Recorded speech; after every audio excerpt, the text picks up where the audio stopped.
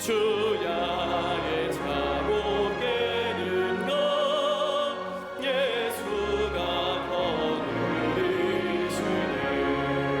주 날 항상 걸으시고 날 친히 거느리시네. 주 날 항상 걸으시고 날 친히 거느리시네.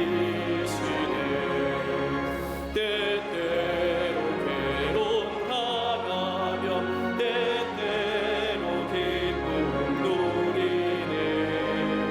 풍파 중에 지키시고 평안히 인도하시네. 주 날 항상 돌보시고 날 친히 거느리시네. 주 날 항상 돌보시고 날 친히 거느리시네.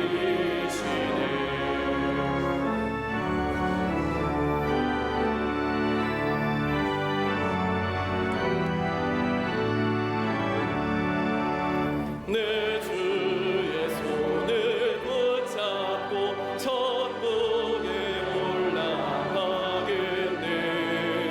괴로우나 즐거우나 예수가 거느리시네. 주 날 항상 걸으시고 날 친히 거느리시네. 주 날 항상 걸으시고 날 친히 거느리시네. 이 세상 이별할 때에 마귀의 권세 이기네. 천국에 가는 그 길도 예수가 거느리시네. 주 날 항상 걸으시고 날 친히 거느리시네. 주 날 항상 걸으시고 날 친히 거느리시네.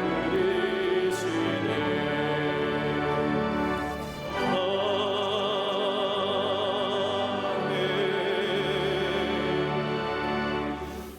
생명의 빛으로 오신 주님, 무술년 새해를 주님 주신 소망과 은혜로 시작하게 하시고 신년주일을 맞아 주님 전에 나와 영과 진리로 예배하게 하시니 그 은혜 감사드립니다.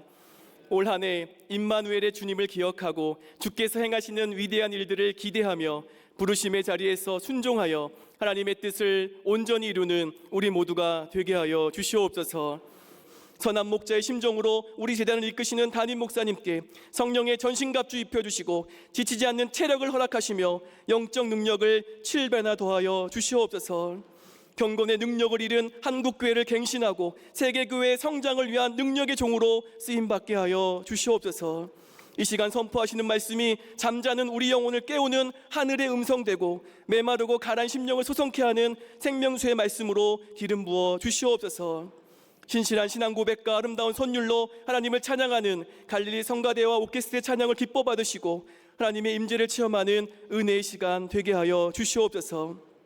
주의 제단을 아름답게 장식한 손길 위에 형통의 복을 부어주시고 이른 새벽부터 땀과 중보기도로 예배를 준비하고 섬기는 모든 헌신의 손길마다 하나님 나라의 의와 평강과 희락이 넘치게 하여 주시옵소서.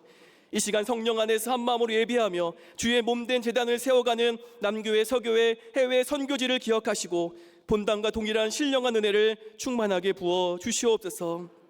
사슴이 시냇물을 찾듯이 영적 갈급함으로 방송과 인터넷으로 예배하며 머리 숙여 기도하는 모든 한국교회 성도들과 함께 하시고 동일한 말씀의 은혜를 흘려보내 주시옵소서. 이 모든 말씀 우리를 구원하신 예수 그리스도 이름으로 간절히 기도하옵나이다. 오늘 성경 말씀은 마가복음 4장 35절부터 41절까지입니다. 그날 저물 때에 제자들에게 이르시되 우리가 저편으로 건너가자 하시니 그들이 무리를 떠나 예수를 배에 계신 그대로 모시고 가매 다른 배들도 함께 하더니 큰 광풍이 일어나며 물결이 배에 부딪혀 들어와 배에 가득하게 되었더라.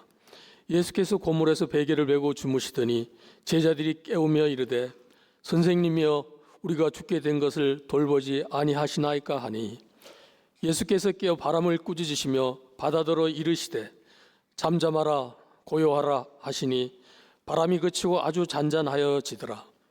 이에 제자들이 이르시되 어찌하여 이렇게 무서워하느냐 너희가 어찌 믿음이 없느냐 하시니 그들이 심히 두려워하여 서로 말하되 그가 누구이기에 바람과 바다도 순종하는가 하였더라. 아멘.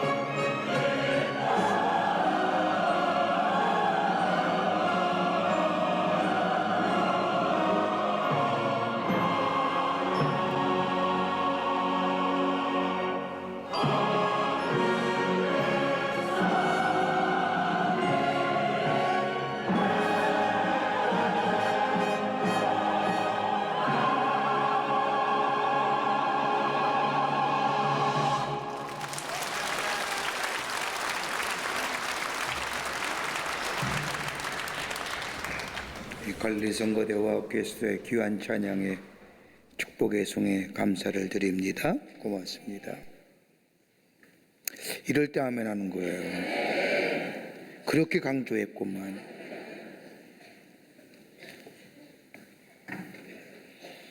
(2018년) 한 해를 시작하면서 새해를 맞이하는 사람들 아마도 세 부류로 나누어 볼 수 있을 겁니다. 하나는 소망과 희망차게 새해를 맞이하는 사람들, 또 한 부류가 있다고 한다면 두려움과 염려와 불안 속에 새해를 맞이하는 사람들, 또 한 부류는 아무 생각 없이 그냥 맞이하는 사람들. 이 부류의 공통점이 있습니다. 소망과 희망을 가지고 새해를 맞이하는 사람은 두려움을 넘어서는 사람이고, 두려움과 염려 가운데 시작하는 사람은 현실 그대로 받아들이며 시작하는 사람이고, 아무 생각 없이 시작하는 사람은 아무 생각 없는 사람입니다. 인간은 그 누구도 어떤 사람도 두려움으로부터 자유로울 수가 없습니다. 마르쿠스 위치라고 하는 사람이 쓴 책 두려움을 이기는 영혼이란 책을 보면 누구나 인간은 두려움을 가지고 있다고 합니다. 그에 의하면 로마 제국의 아우구스투스 황제는 어두움을 무서워했다고 합니다. 프랑스의 유명한 왕이었던 앙리 3세는 고양이를 두려워했답니다. 영국의 왕 엘리자베스 2세는 장미꽃을 두려워했으며, 유명한 스페인의 투사였던 세자르 링컨이란 사람은 쥐를 무서워했다고 합니다. 이러한 인간 누구에게나 두려운 것이 있습니다. 이 두려움은 인간으로 하여금 불안과 공포를 가져다주고 우리의 삶을 한 발자국 더 앞으로 전진하지 못하게 만듭니다. 심리학자인 롤로 메이라고 하는 사람은 현대인의 가장 크고 무서운 병은 불안과 공허라고 하는 것을 말하면서 왜 현대인들이 불안하고 두려워하며 살게 되었는가 질문하며 몇 가지의 이유를 말합니다. 그 첫 번째가 가치관의 상실이라는 겁니다. 무엇을 얻고 무엇을 잃어버려야 하는 가치 기준이 사라졌다는 겁니다. 얻어야 할 것이 있으면 분명히 잃어버릴 것이 있는데, 얻고자 하는 마음이 있는데 잃어버릴 것에 대한 두려움, 얻는 데는 정말로 힘을 다하여 얻으려고 하지만 이 얻음에 대하여 다른 한 것 버려야 되는데 버리지 못하려고 하는 마음, 버려짐의 두려움, 가치의 중요성을 잃어버린 결과라는 겁니다. 두 번째는 인간 존엄성에 대한 자아의식의 상실이라는 겁니다. 인간 존엄성에 대한 자아의식의 상실, 내의 존재에 대한 의식이 사라졌고, 인간에 대한 의식이 사라졌고, 나에 대한 정체성이 사라졌습니다. 그러기에 사람의 생명을 경시하는 풍조입니다. 여러분, 요즘 인문학이라는 학문에 대한 관심이 많은 이유도 다른 것이 아니라 인간과 인간의 문제, 인간의 존엄성, 나라는 존재가 어떤 존재인가, 인간의 존엄성과 자아의식에 대한 확립에 위해서 인문학이 모든 사람에게 환호받는 것을 보게 됩니다. 또 하나 롤럼에 의하면 대화할 수 있는 언어의 상실이라고 얘기합니다. 말이 통하지 않습니다. 부부의 간에도 부모와 자녀 간에도 소통이 안 됩니다. 여러분, 말이 안 통하는 것만큼 답답하고 고통스러운 일이 없을 겁니다. 여러분, 우리 주변에 가만히 보십시오. 요즘 젊은이들에게 가장 잘 쓰는 언어가 줄임말이지요. 말을 길게 하지 않습니다. 줄여서 얘기합니다. 근데 저희 같은 사람은 잘 몰라요. 다른 사람이 설명해 줘야만 그제서야 고개 끄덕이잖아요. 그러니까 대화가 안 된다는 거예요. 도무지 아이들이 젊은이들이 쓰는 용어를 알아들을 뿐만 아니라 이해가 되지 않는 일들이 너무나 많습니다. 소통의 단절을 가져오지요. 소통이 단절되면 고독해지고 무능해지며 더 나아가 절망하게 됩니다. 여러분, 내 말이 다른 사람과 통해야 됩니다. 그래야 존재의 영역이 넓어지고 관계성의 영역이 넓어지는 겁니다. 언어의 상실, 소통의 부재. 네 번째는 자연에 대한 무관심입니다. 자연이 지배의 대상이 아니라 함께 더불어 살아갈 대상이라는 것, 이제까지 인류의 발전과 문명을 위해 인간들이 얼마나 자연을 훼손했습니까? 그 훼손한 결과 지금 얼마나 힘이 듭니까? 얼마 전에 뉴스를 보니까 저 러시아의 모스크바의 온도가 서울의 온도보다 높았다는 겁니다. 상상해도 해볼 수 있는 한 적이 있습니까? 저 러시아의 모스크바의 온도가 서울 온도보다 높다는 거예요. 지금 미국 동부에서는 눈이 엄청나게 왔고 비가 오고 빙판이 되고 춥기도 하며 인간이 자연을 지배의 대상으로 생각하고 훼손한 결과라고 생각합니다. 온난화도 바로 그 현상입니다.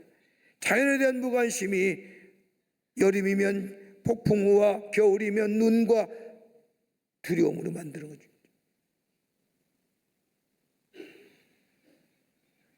다섯 번째는 인간 비극의 상실이라는 겁니다. 철학적 표현이지만은 사람에게 필요하다면 목숨까지도 바칠 수 있는 신뢰와 존경, 헌신이 있어야 되는데 이것이 사라지니 두려움이 생기는 거예요. 내가 이것을 위하여 목숨을 바칠 수 있다라고 하는 이 헌신의 대상, 여기에 존경의 대상, 여기에 신뢰의 대상이 있으면 두려움을 넘어서는데 이 대상이 사라지니 두려움만 생기는 겁니다. 절대가치가 상실되니 헌신이 사라지고 신뢰가 사라지고 헌신과 신뢰가 사라진 곳에 두려움이 자리 잡게 되었다는 겁니다. 그러게 두려움이란 말은 히브리어로 이르아라고 말하는데 헬라어로는 포보스입니다. 이 말은 두 가지의 개념입니다. 하나는 사악한 두려움, 그 다름이 아니라 의심과 불신과 절망과 포악함의 상징. 이 모든 감정을 통틀어서 두렵다고 얘기하는 겁니다. 그러기에 포보스, 공포스러움. 같은 단어지만 또 하나의 의미가 있습니다. 경외하다는 겁니다. 경외심을 담은 두려움을 말합니다. 성경은 이것을 가리켜서 경건이라고 얘기합니다. 믿음과 신앙을 가리키는 말입니다. 때로는 사랑이 있음으로 인하여 조심스럽고 두려움이 생길 때가 있는 것처럼 하나님을 향하여 조심스럽고 두려운 마음은 사랑하기에, 이게 바로 히브리어에서 말하는 이르하, 헬라어에서는 포보스. 같은 두려움이지만은 하나는 사악한 두려움이요 하나는 경건성과 경외성이 담겨져 있는 두려움이라는. 사악한 공포감은 우리에게 절망과 좌절로 이끌어가지만은 하나님을 경외하는 마음의 두려움은 우리로 하여금 진실과 거룩함과 사랑을 이루게 합니다. 오늘 본문의 말씀을 보세요. 오늘 본문의 말씀은 예수님께서 비유로 하나님 나라를 설명하십니다. 네 가지 땅에 떨어진 씨앗의 비유, 등불의 비유, 자라나는 씨앗의 비유, 겨자씨의 비유를 다 가지고 하나님 나라의 말씀을 전하고 저녁이 되자 어두컴컴하자 제자들과 함께 갈릴리 호수를 건너가자 하십니다. 하루 온종일 하나님 나라의 복음을 전하신 이 예수님 피곤하시죠. 배에 타시자마자 고물에 누워서 주무십니다. 제자들은 이 갈릴리 바다에 익숙한 사람들입니다. 잔뼈가 굵은 사람입니다. 아마도 예수님을 따르지 않는 제자의 삶이었다면 평생을 갈릴리 호수를 등지고 살 사람입니다. 그러기에 예수님이 저녁에 가자고 해도 아무런 말 없고 아무런 이유도 하지 않고 배를 타고 갈릴리 호수를 건너갑니다. 그런데 갑자기 풍랑이 일어납니다. 아무리 애를 써도 풍랑을 넘어서지 못합니다. 속수무책입니다. 큰 풍랑 앞에 무기력한 제자들, 배 밑 고물에서 주무시는 예수님을 깨우며 예수님, 우리가 죽게 된 것을 돌아보지 아니하시나이까? 우리가 죽게 됐단 말입니다 하면서 도와주실 것을 요청하자 예수님께서 일어나 바다를 꾸짖으시며 바다더러 이르시되 잠잠하라 고요하라 하시고 제자들에게 말씀합니다. 어찌하여 이렇게 무서워하느냐? 너희가 어찌 믿음이 없느냐?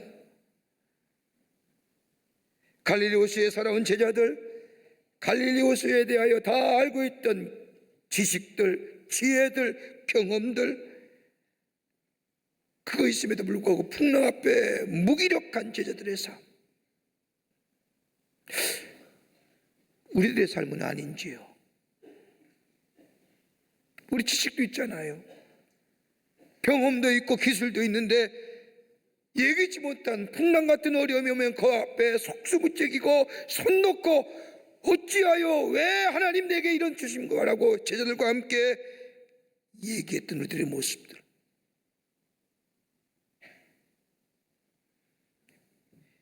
삶의 항해를 떠나는데 소원의 항구에 도착해야 될 터인데 어떻게 하면 우리의 삶 속에 새로운 항해를 떠나려고 하는 우리의 삶 속에 들려오는 소리는 그렇게 만만치 않고 녹록치 않은데 어떻게 하면 하나님이 우리에게 통한 소원의 항구에 도착하며 하나님의 축복을 누리는 복된 항해 여정 될 수 있을까요?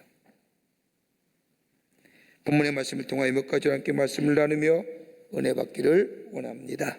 첫째는 예수님과 함께 미래를 바라보라는 겁니다.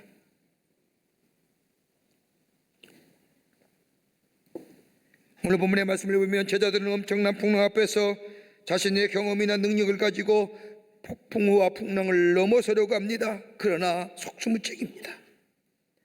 지식도 있고 기술을 있고 경험도 있는데 내가 지금 다 동원하여 이 풍랑을 넘어서려고 하지만 속수무책. 그런데 이들에게는 한 가지 잊었던 사실이 있습니다. 다름이 아닌 예수님이 거기 계신다는 사실입니다. 하나님의 아들이신 메시아요 구원자 되시는 예수 그리스도가 자신들과 함께 있다는 사실을 잊고 자신의 기술, 자신의 지혜, 자신의 경험 가지고 그 폭풍우를 넘어서려고 합니다. 그뿐 아니라 배 밑에 주무시는 예수님을 깨우시며 제자들이 하는 말을 들어보십시오. 38절의 말씀을 보면 우리가 죽게 된 것을 돌아보지 아니하시나이까. 우리가 이렇게 깨어서 사투를 벌이는데 이 풍랑과 이 엄청난 일에 대하여 죽을지도 모르는 이 현실 앞에서 이거 넘어서려고 애쓰는데 구원자 되시고 메시아 되시는 예수님은 주무시고만 계시는 겁니까?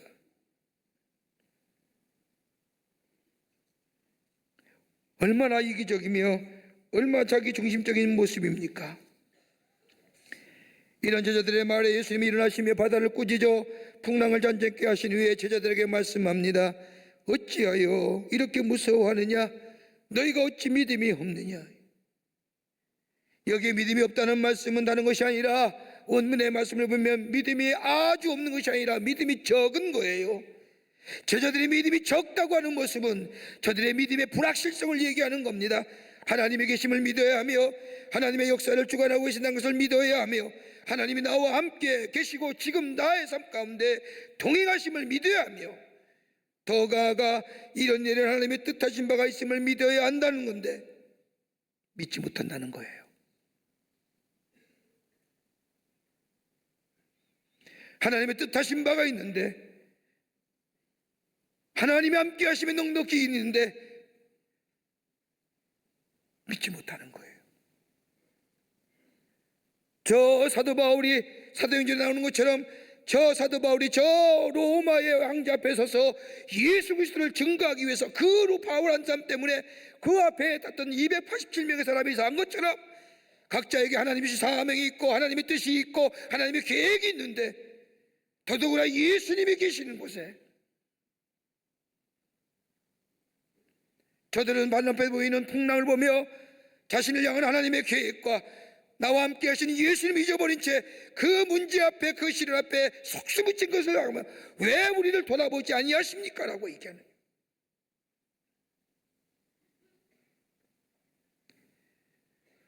감리교 장신 요한의 설례 목사는 님은 하나님이 내게 행하신 그 크신 뜻을 이루기까지 난 절대로 죽지 않는다. 여러분 기억하세요. 하나님이 나를 세상에 보내시고 나를 통하여 하시고자 하는 하나님의 계획이 있습니다. 이것을 이루기까지는 절대 버리시지 않는다는 겁니다. 제자들이 이 믿음이 없는 겁니다. 예수님이 함께 계시는데 예수님을 통하여 자신들을 향하여 하나님의 계획과 뜻이 있는데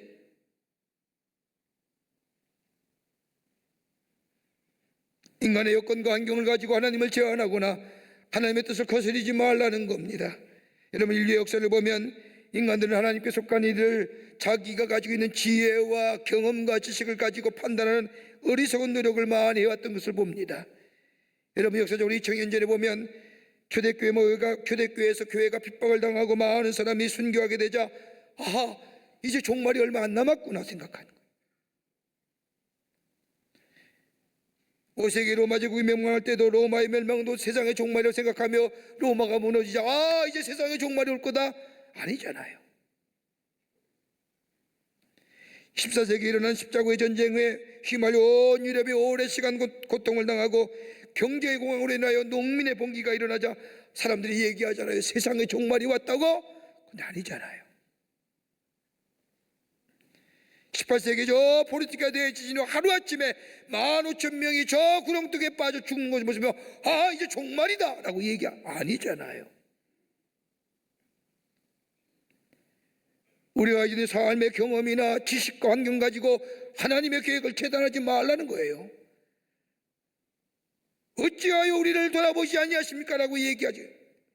우리 안에 예수님이 계시고 우리와 동행하시고 임마누엘 주님으로 우리와 함께 하시는 예수님이 나를 향한 계획이 있기에, 나를 향한 계획 뜻이 계시기에,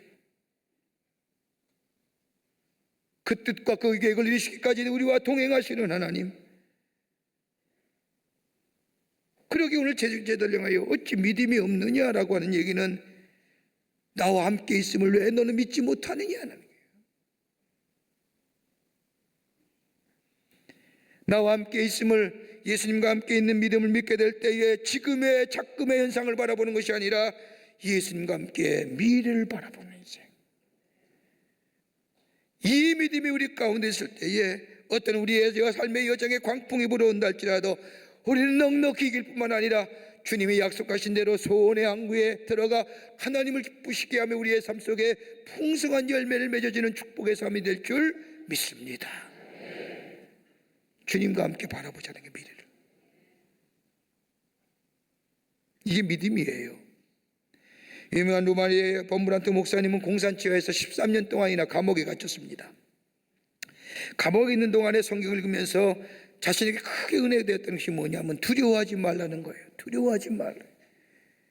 그 말씀 읽을 때마다 얼마나 위로가 됐는지.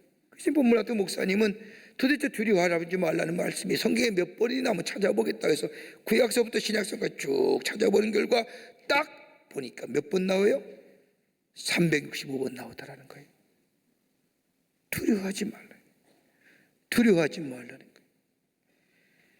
예수님 우리와 함께 계심을 믿는 믿음이 우리 안에 있을 때에 우리 안에 있는 두려움이 사라질 뿐만 아니라 저 미래에 그 어떤 폭풍우가, 그 어떤 문제가 닥쳐온데도 예수님과 함께 미폭풍을 넘어서서 소원의 항구에 가는 복된 인생, 복된 걸음이 되는 줄 믿습니다. 예수님이 함께 계세요. 두 번째는 내 목소리를 낮춰야 합니다. 오늘 37절 말씀을 보세요. 큰 강풍이 일어나며 물거리 배에 부딪혀 들어와 배에 가득하게 되었더라. 여러분, 예수님의 제자이 어떤 사람이에요? 예수님께서 제자들을 부르실 때 베드로와 야고보와 야고보의 형제 요한이 갈릴리호에 있어서 고기를 잡고 그물을 씻고 있을 때 예수님이 너는 나를 따라오라라, 내가 너를 사람 낚는 어부가 되게 할 때에 이 그물을 버려두고 예수님을 따랐던 사람이에요. 대다수의 제자들이 다 갈릴리호 출신이에요. 직접 고기는 안 잡았다 할지라도 갈릴리호를 등지고 사는 사람들이에요. 그러기 갈릴리호는 다 웬만하면 거기에 대한 지식이 있고 경험이 있고 지혜가 있어요. 지식과 경험과 지혜가 얼마나 큰 자산이에요. 이 자산을 가진 이 제자들이 배를 지어서 갈릴리호를 걸어가는데 큰 폭풍 만나요. 속수무책이에요. 알았으면 들어가지 않았을 거예요. 예수님이 밤늦게 저 갈릴리호를 건너가자 할 때에 제자들이 자신이 가지고 있는 지식과 경험과 지식을 가지고 오늘 들어가면요 풍랑 만나요, 안 돼요, 가지 마십시다, 그러면 안 갔을 거예요. 그런데 자신이 갖고 있는 지식과 경험과 지혜 갖고는 얼마든지 이 밤중이라도 건너갈 수 있는 밤이 있기 때문에 간 거 아니에요. 그런데 풍랑 만났어요. 속수무책이잖아요. 저들이 가졌던 지식과 경험, 지혜, 갑자기 일어나는 광풍 앞에 꼼짝 못하게 만듭니다.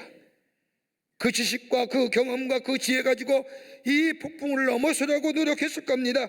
그런데 아무 소용없어요. 철저하게 자신의 유한함과 나약함만 드러납니다. 여러분, 인간이 나약해질 때에 나타나는 행동이 있습니다. 하나는 철저하게 자신의 약함과 나약함을 감추려는 겁니다. 또 하나 있어요. 자신의 나약함과 연약함을, 유약함을 다른 사람에게 핑계를 돌리는 겁니다. 이기적인 생각이죠. 제자들 보십시오. 자신의 경험과 지식과 지혜들, 문제 앞에는 얼마든지 자랑해요. 내가 갈릴리우스의 잔뼈 굵은 사람이야. 내가 어디 가면 다 알아.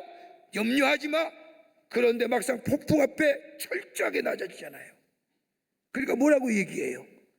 38절에 예수님을 향하여 핑계하잖아요. 왜 우리가 죽게 된 것을 돌아보지 아니하시나이까? 강한 것 같지만, 지식과 경험과 지혜가 우리를 강하게 만들어 갔지만, 문제 앞에 속수무책으로 여지없이 무너질 때는 뭐예요? 그 지식과 그 지혜와 그 경험은 간 곳 없어요. 핑계하는 거예요. 똑똑한 것 같죠? 절대 아니에요. 왜 우리가 죽게 된 것을 보고만 계시냐는 거예요. 하나님의 아들이라고 하지 않습니까? 메시아라고 말하지 않습니까? 인류의 구원하러 온 그리스도라고 말하지 않습니까? 왜 메시아요, 구원자요, 그리스도가 왜 우리가 죽게 된 것을 보고만 있습니까? 여러분, 우리는 아닙니까? 우리의 문제와 우리의 어려움이 당할 때마다 하나님 왜 그렇습니까? 그 지식과 그 경험과 그 노련함은 하나님 없이도 살 것 같았는데 만약 문제 앞에 여지없이 무너지니까 하나님 왜 그러십니까? 라고 얘기하지 않습니까?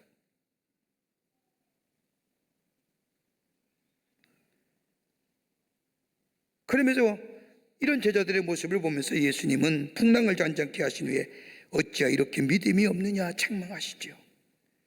믿음이 없다고 하는 말씀은 다른 것이 아니라 내가 너와 함께함을 알지 못하느냐, 내가 너와 함께 있음을 알지 못하니 왜 이렇게 경고망동하느냐는 거예요. 하나님이 함께, 예수님이 함께 계심을 믿는 믿음이라면 경고망동하지 말라는 겁니다. 잠잠하라는 겁니다. 목소리를 낮추라는 말씀입니다. 가끔 방송을 보면요, 패널들이 나와서 문제와 사건에 대해서 얘기하는데 얼마나 주장이 강한지, 자신이 갖고 있는 세계관과 가치관과 주관이 다 옳은 것처럼 얘기하고 상대방을 설득시키고 때로는 강압적으로 철저하게 자기중심적으로 해석하고 이야기합니다. 제자들은 똑같잖아요. 예수님이 뭐하고 계시는 거예요? 우리가 이렇게 풍랑을 만나 죽게 되었는데 메시아요, 하나님의 아들이요, 구원자가 되신다고 말씀하신 예수는 왜 주무신다는 겁니다. 일어나셔야지요. 우리를 구원해 줘야죠. 난리친 거죠.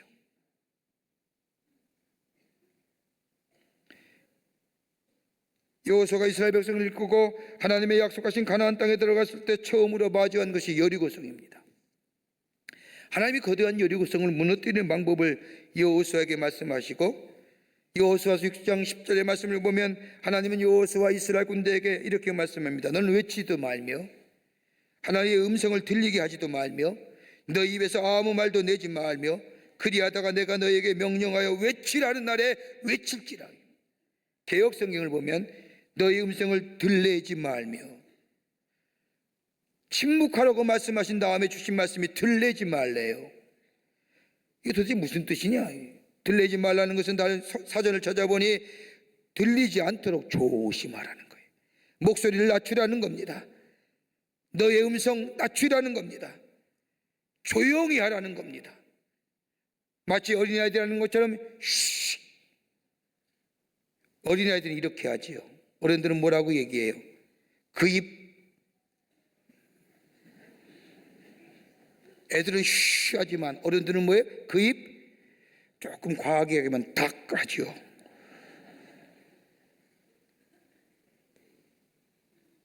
여러분, 우리가 음성하게 말할 때에 우리 입에서 소리가 나가는 것, 그냥 아무런 생각 없이 소리가 나가는 거 아닙니다. 뇌에서 작용했기에 무엇인가 생각하고 인지하였기에 나의 생각과 나의 경험과 나의 주장이 있기에 뭐예요? 소리내는 거예요. 그런데 예수님은 내 믿음이 없다는 것을 왜 내가 너와 함께 있음을 잊었느냐? 내 목소리 낮추라는 것은 문제와 사건과 강군 앞에 내 목소리 낮춰야 됩니다. 내 소리를 낮춘다고 하는 것, 내 소리를 줄인다고 하는 것은 하나님 앞에서 자신을 낮추는 것을 말합니다. 낮춘다는 것은 겸손입니다. 여러분, 겸손이라는 영어의 단어는 휴멜리티라고 얘기하는데, 이 휴멜리티는 라틴어의 휴모라고 하는 단어에서 나왔습니다. 이 휴모스라고 하는 단어는 다름이 아니라 토양을 비옥게 하는 유기민 부식토입니다. 자신을 낮추는 휴멜리티는 우리 인생의 비옥해지는 비결, 다시 말하여 내가 낮추게 될 때에 내 삶의 부식토를 통하여 내 삶의 30배, 60배, 100배 열매가 맺어지는 비결을 얘기하는 거예요. 낮아져야 됩니다. 내 소리를 낮춰야 됩니다. 내 소리를 죽여야 됩니다. 그리고 하나님을 바라보는 겁니다. 예수님이 나와 함께 하심을 믿는 겁니다. 그럴 때 우리는 풍랑을 넘어서서 하나님이 나를 통하여 하시고자 하는 소원의 항구에 인도함 받는 하늘의 놀라운 축복을 경험하게 됩니다. 그렇게 시편 기자는 고백하자요. 나의 영혼아 잠잠히 하나님만 바라라. 무릇 나의 소망이 그에게부터 나는도다. 오직 그만이 나의 반석이시요 나의 구원이시요 나의 요새시니 내가 요동치 아니하리로다. 하나님을 바라보며 내 목소리를 낮추고 주님이 나와 함께 계심을 믿고 나를 향한 하나님의 계획이 있음을 믿고 주님과 함께 미래를 바라보며 믿음 안에서 나아가는 자, 주께서 우리의 삶의 여정을 소원의 항구로 인도해 주실 줄을 믿습니다. 끝으로 예수님과 함께 거친 풍랑을 넘어서십니다. 예수님과 함께 거친 풍랑을 넘어서라는 겁니다. 본문 38절의 말씀을 보면 풍랑을 만난 제자들이 배의 고물 밑에서 주무시는 예수님을 향하여 선생님, 우리가 죽게 된 것을 돌보지 아니하시나이까? 원망과 볼멘 소리 놀랐죠. 이 말씀에 나는 것이 아니라 예수님이 여기 계시는데 어떻게 풍랑이 일어납니까? 어떻게 이렇게 풍파가 일어나는 겁니까? 라는 소리와 같습니다. 예수님이 타신 배는 아무리 저녁에 출발하더라도 안전하게 무사히 건너야 되는 거 아닙니까? 비록 우리의 지식과 우리의 기술과 우리의 지혜가 해결하지 못한다 할지라도 예수님 타신 배에는 그냥 무조건 그냥 무사 통과하여 가야 되는 거 아닙니까? 이 얘기예요. 근데 여러분, 예수 믿는다고 문제가 없습니까? 예수 믿는다고 시련이 없습니까? 여러분, 예수 믿는다는 이유 때문에 그 시련이 더 크게 다가옵니다. 예수 안 믿을 때는 인간의 방법으로, 인간의 스스로 다 해결할 수 있지만 예수 믿는 사람이기에, 구별된 삶 살기에, 세상이 감당하지 못할 믿음의 사람이기에 하나님의 방법대로 살아야기에 그 문제가 더 큰 문제로 다가오지 않나요? 왜 내게 이 문제 주시는 겁니까? 할 수 있어요. 예수 믿는 사람에게도 시험은 옵니다. 예수 믿는 사람에게도 문제가 옵니다. 예수 믿는 사람에게도 어려움은 옵니다. 그런데 그 문제를 어떻게 바라보느냐는 거예요. 우리의 태도의 문제입니다. 긍정적으로 바라보느냐 부정적으로 바라보느냐에 따라서 그 문제는 달라지는 겁니다.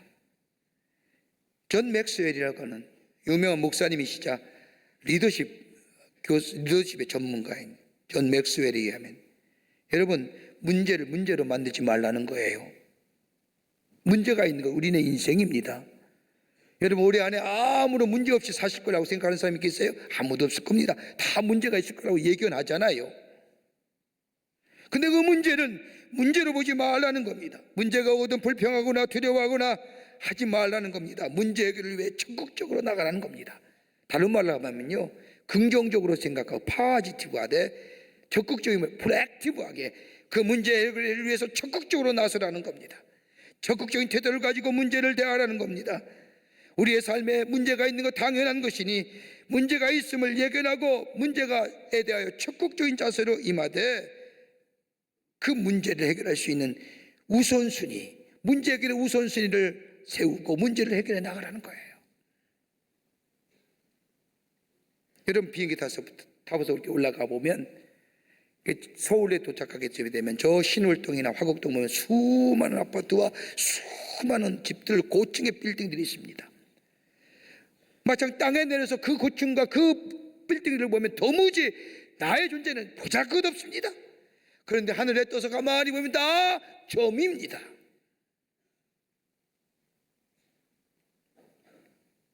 주님과 함께 멀리 내다보라는 거예요. 문제 해결 이후에 있어질 큰 그림을 그려보라는 거예요. 그리고 문제 해결을 위하여 우선순위를 세우고 하나씩 문제를 풀어가라는 거예요. 그러고면서 그가 말하기를 문제가 크거나 상황이 어렵다 할지라도 하나님께서 나를 향한 목표를 잊지 말라는 거예요. 그럴 때에 그 문제는 우리에게 큰 축복으로 다가온다는 겁니다. 문제를 문제로 보지 말고 문제가 있어요? 적극적인 태도로 임하되 문제 해결의 우선순위가 뭐냐? 찾아서 한 발자국 한 발자국 해결되어 있을 때 큰 그림을 생각하고 주님의 나를 향한 목표 잊지 말고 거기에 포기하지 말고 나가라는 거예요. 그냥 되는 게 아닙니다. 하나님의 말씀과 예수가 나와 함께 계신 운동이 내 안에 있어야 됩니다. 예수님이 나와 동행하심을 믿어야 되고 영적인 디스플린이 있어야 됩니다. 제가 책을 한 권 봤는데 저 아프가니스탄에 있었던 일입니다. 미국의 특수부대 사람들이 아프가니스탄에 들어가서 작전을 수행하는데 탐지기가 땅에 떨어져 불시착한 겁니다. 많은 정보가 달려있는 비행기입니다. 작전의 명령이 하달되기를 그 비행기를 폭파시키라는 겁니다. 이 특전사 12명이 특동대원 12명이 거기 들어가 그 탐지기를 폭파시키니까 화염소리와 수많은 폭음이 터져나온 바람에 아프가니스탄 반군들의 공격을 받습니다. 무수히 총탄이 쏟아집니다.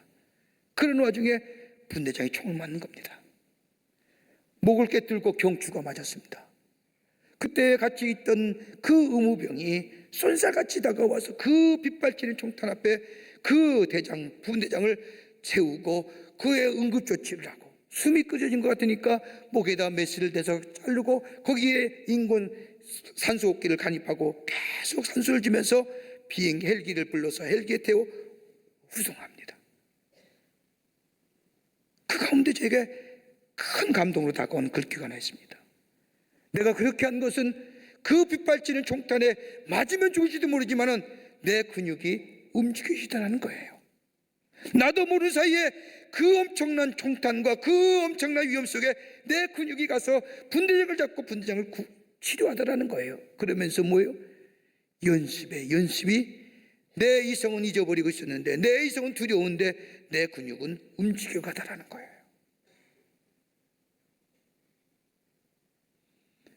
하나님 나와 함께 계심이 하나님이 나를 통하여 일하심이 내 안에 뭐예요? 믿음으로 믿음의 영적 디스플린, 영적 훈련이 있어지게 될 때에 문제와 시련과 어둠 앞에 뭐예요? 넘어설 수 있는 새로운 뭐예요? 영적인 머슬이 생겨지는 거예요. 여기에 두려움이 사라지고 우리는 항해를 하고 하나님을 통하여 하시고자 하는 소원의 항구에 다다르는 놀라운 은혜가 임하게 되는 줄 믿습니다. 우리의 믿음이 필요한 때입니다. 우리 이미 시작했잖아요. 이제 주께서 인도하시는 소원의 항구에 다가가야 됩니다.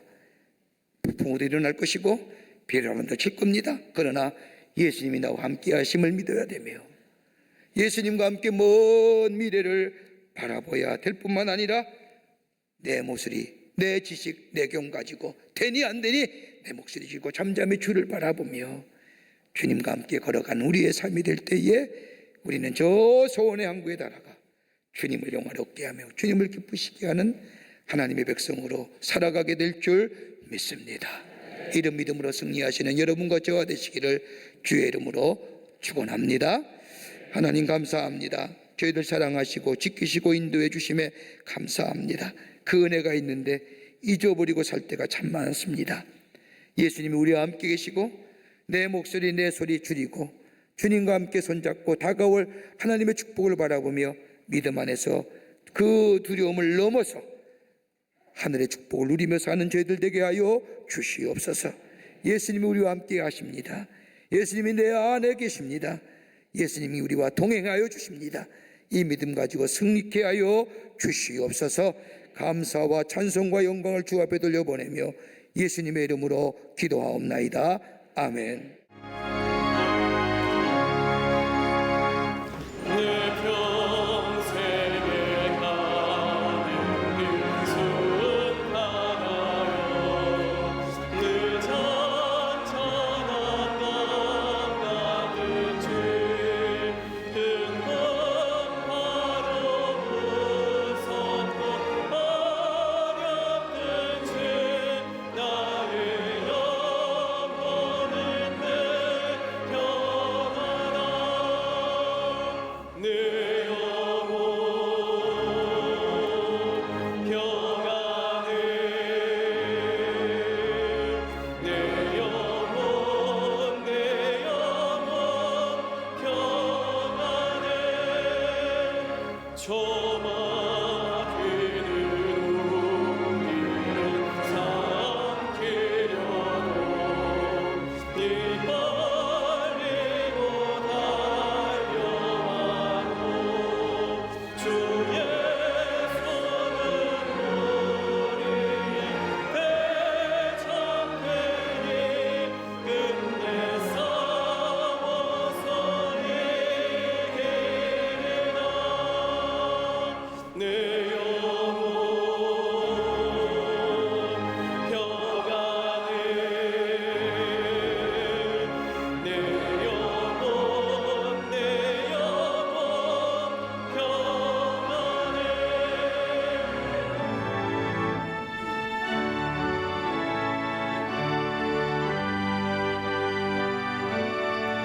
평안해 내 죄조록이 많더라도 주의 손에 따르며 그 제자가 비로소 다시 세상 임금보다 더 전하리라 내 영혼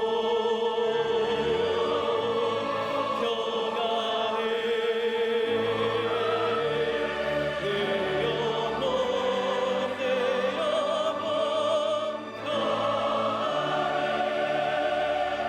조금 중에 구름이 일어나면 등나팔이 울릴 때 주 오셔서 세상을 심판해라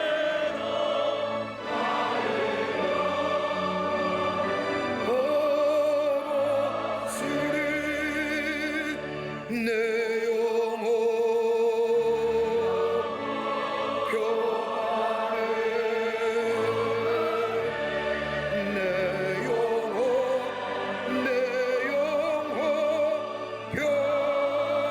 평안해. 지금은 우리 주 예수 그리스도의 크신 은혜와 하나님 아버지의 형용할 수 없는 사랑하심과 성령님의 인도하심과 교통하심과 내재하심이 2018년 새해 첫 주일에 하나님 전에 나와 마음과 정성을 모아 주 앞에 예배드리며 우리 주님이 나와 함께 계시고 주님과 함께 다가올 하나님의 약속의 성취를 바라보며 나의 이성과 나의 경험과 나의 지식을 하나님 앞에 낮추어 주의 말씀에 순종하여 소원의 항구에 다가가기로 새롭게 결단하고 성전에 물러서는 우리 모든 사랑하는 광림의 권속들과 영상을 통하여 하나님 앞에 예배드리는 한국교회 성도들과 그 밖에 거룩한 백성들 위해 주께서 지금으로부터 영원토록 함께 하시기를 간절히 축원하옵나이다. 아멘.